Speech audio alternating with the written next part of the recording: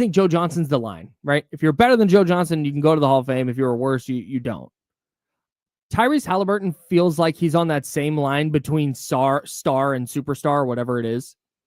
Because I think in game one, you saw him impact a game and hit a game winner in such a way that you go, man, that is one of the 10 best players in the league. Yep. You can't look at the box score. The box score is not going to pop like Shai Gilgeous-Alexander's 34, 5, and 8 in game two. But, man, you watch the game and you just see the way he controls everything and manipulates defenses. Man, he's so good. And then, despite the fact that he's not going to be a primary scorer game in and game out, he's the guy who says, I'm taking the ball, I'm taking the last shot. And he finishes the game with 0.3 seconds left and the game winner and all that jazz.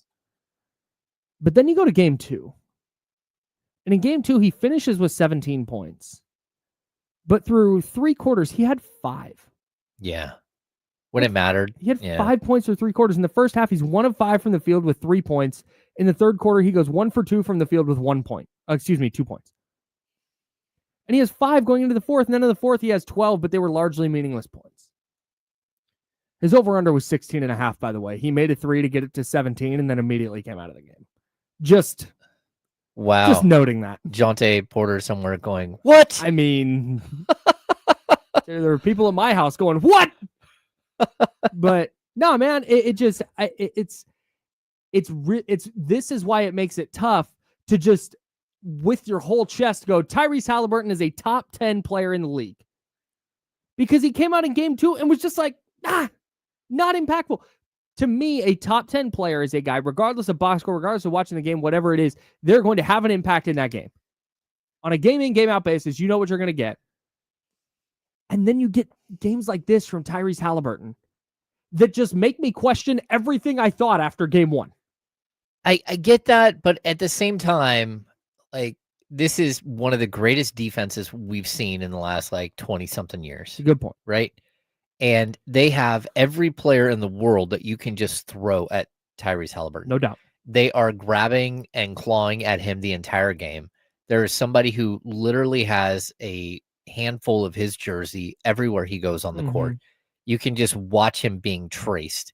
And so for me, he's got to figure out how to get loose. They've got to do a lot more screens, which is something that they don't do a lot of. They do a lot of their pick and roll is more of a slip pick and roll. Like it almost always Turner is rolling to the basket like before he even really sets the screen. He's there and then he's just kind of lightly getting in the way. Yeah. It's not like a Domantas Sabonis, like you're hung up and you can't get loose. Yeah, and, you might hurt somebody. Yeah. And you're sitting there stuck for 8 seconds. You're out of the play. The play is over for you. Domantas Sabonis hit you. Right.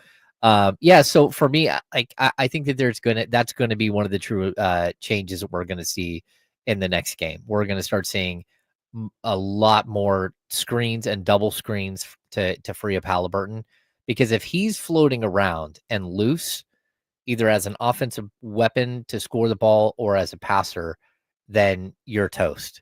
And so that's what right now OKC is trying to do. Now it's like, okay, the chessboard is live. What is Rick Carlisle got for him? Yeah. I think just at some point, like I said, I say this fully understanding, knowing that so much of what Haliburton does is assisting teammates, setting up teammates.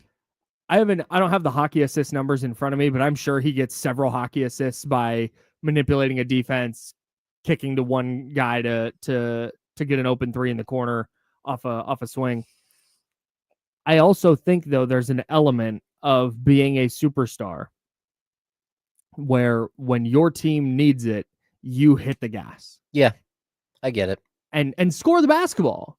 And he didn't do that until the game was largely over yesterday in the fourth quarter. And that's I think where some people get hung up with Tyrese Haliburton. There's more to the game than just points. But at the same time, it's really, really hard to put a player, because again, when you're talking superstar, you're talking LeBron James, Steph Curry, Shai Gilgeous-Alexander, Nikola Jokic. That's the type of player you're talking about. And Tyrese Haliburton has more games with 11 or fewer points than he does games with 30 points in the playoffs. Yeah, that's wild. So I think here's a question I'd ask though: when we're like gauging somebody in this type of situation, like when you're in the playoffs, shouldn't you be better than you were in the regular season? Typically, yeah. Should that be the standard that should. we're going to hold them? Like that, not only do you need to be consistent, and you can even be consistently great, but on top of that, we expect you to elevate over what you have been in the past, right? Like Sure, when yeah. you're up against the toughest competition, I could make the argument very easily that Shea Gilgeous-Alexander was a better player in the regular season than he is in the postseason. And, he's averaging 30.4 versus 32.7. He's shooting 31. He's still averaging 30 a night, though. It's not like he's folding in the playoffs. No. But my point is that we should see some sort of elevation. So we can. It's not just in like ballpoint pen. You can basically tattoo 30 points down for Shea, like on the scorecard, right? So we should expect more from him as well. And I think he's been great. I'm not saying that, but I also we need to make sure that we're holding, the tie to the same standard, or we're holding Shea to the same standard, because you're going to have bad games. And especially in a series where they have 14 different looks they can throw at you and try to take you away. And your teammates have to be better, and they've got to be the reason why you're loose. So, I don't know. Shea Gilgeous-Alexander has 3 games with fewer than 25 points in the playoffs. Yeah, I know. He's been great. He's been he's so consistent. I haven't watched. I've watched Indiana, and multiple times, not 20. Yeah. It hasn't been 20 games. Not 10, but 4 times, 5 times, been like, man, you really want more from Haliburton here. He's going to be the best player. He's the 1A on this team. Like, God, I'd like a little more. I'd like a little more from him. I have never watched the Thunder this year and gone, needed more from Shea there. No, but he's had some bad games. He's had some stinkers, to be sure. My point would be the reverse is, while I've seen Shea consistently score 30, 32 almost every single night, I've also watched Haliburton go above and beyond anything that anyone expected, and come away with, 5 game winners or 5 final second shots. And that's where and that accelerates us to the other side of this. How much does the game to game matter if you're the guy that in the final seconds of a tight game, everybody knows that you're taking the shot and everybody feels like you're going to make it? Yeah. And this gets back to the argument that people have been having since Skip Bayless said LeBron James didn't have the clutch gene, right? Like this gets back. It's just the other side of that. It's I mean, we talk about it with Domantas Sabonis, for example, just to bring it to Sacramento here. We go, oh man, I say we. People in general go, oh well, I mean, hey, the numbers are great, but hey, playoff success hasn't had that. It's that focus on a singular moment. And with LeBron freaking James, a consensus, I don't want to start a LeBron argument. Top 3, top 5 player of all time. Yep. Who has ever put on an NBA uniform. And for a long time, people still go, yeah, but he doesn't want to take the last shot. And I think there's such an outsized value in that if you just know that a player, Tyrese is 10 of 12 on go ahead or game winning shots with 5 or fewer seconds left, or whatever the insane stat is for him this year. Yeah. And I think that elevates him, where games like last night where he only has 5 points through 3 quarters and he was just largely not impactful. You go, okay, well, you sweep it under the rug because, man, if game 3 is close, everybody knows Ty is going to take and make the winner. There's such a singular focus on that moment in the playoffs. Okay, now let's whittle it down. Final seconds, tie game, 1-point game. Yeah. And he's just the man in the biggest moment, which I think helps elevate his status beyond, oh, he's scored fewer than 11 points this many times or whatever it is. Yeah, someone in the chat, I think it was Russ Dog. Is Haliburton Robert Horry? Great moments in playoffs, not in regular season. No, he's way better than Robert Horry. Yeah, so the difference is, Russ Dog. So all the focus, every single bit of the focus is on Tyrese Haliburton. If you can stop and force him to be a turnover machine and bully him, then you're going to beat the Indiana Pacers. That's been proven. That's how you beat them. Robert Horry was like the 7th best player on all of the 7 championship teams he was on. Yeah. And that in some of those situations, that's being generous. Yeah. The 7th best player. But he did hit a bunch of big shots.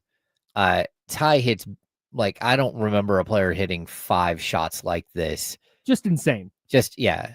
Like the one shot that, the crazy one that shoots way up in the air, that one forced overtime. But all of the other ones are full-fledged game winners. Drove around Giannis. Beat Giannis to the cup. Beat Giannis to the basket to win that series. Yep. You had the rebound and the run out for 3 against the Cavs. There was the game 1 17-footer against the OKC. Knicks. Oh. And then the winner against OKC.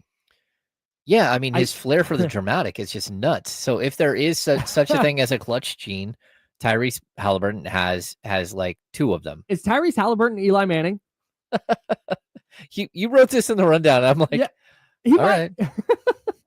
I think Eli Manning's a bad. It's not an apples to apples comparison, but Eli Manning's probably going to go to the Hall of Fame, despite being 117 and 117 as a starting quarterback. He was a 500 record as a starting quarterback, but he went 8-4 in the playoffs. The only time Eli Manning won a playoff game was the 2 times he won the Super Bowl. That's wild. He went 4-0 in those 2 Super Bowl runs and was 0-1 in his other 4 playoff trips. That's crazy. But we know Eli Manning for the David Tyree helmet catch and the sick-ass throw to Mario Manningham in the second one against Patriots. In the second Super Bowl. And if you're really looking at Eli, in an era of great quarterback play, he is probably year in and year out like the 20th best quarterback.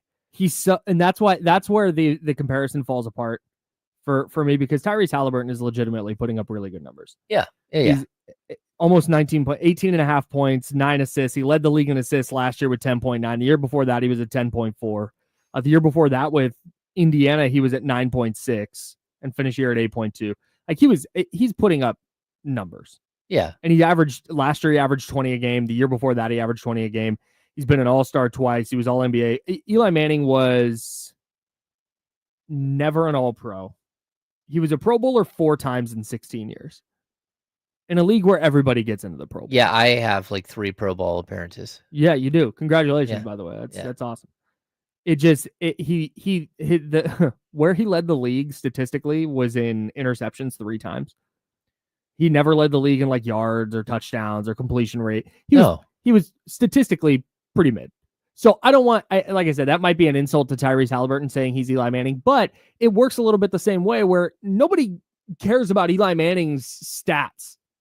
Nobody looks at Eli Manning and go, yeah, but hey, man, that interception, 3% interception rate for his career. Like, ooh. Yeah, that's not good. Yeah. But everybody know, hey, man, he beat the Patriots twice in the Super Bowl. He beat Tom Brady twice in the Super Bowl. And I kind of wonder if that's the road Tyrese Haliburton's going down, where, again, better player in the regular season. All-star, all-NBA type of player. But never reaches that killer 30 points a game. I bet he doesn't. What do you think he maxes out at, Tyrese?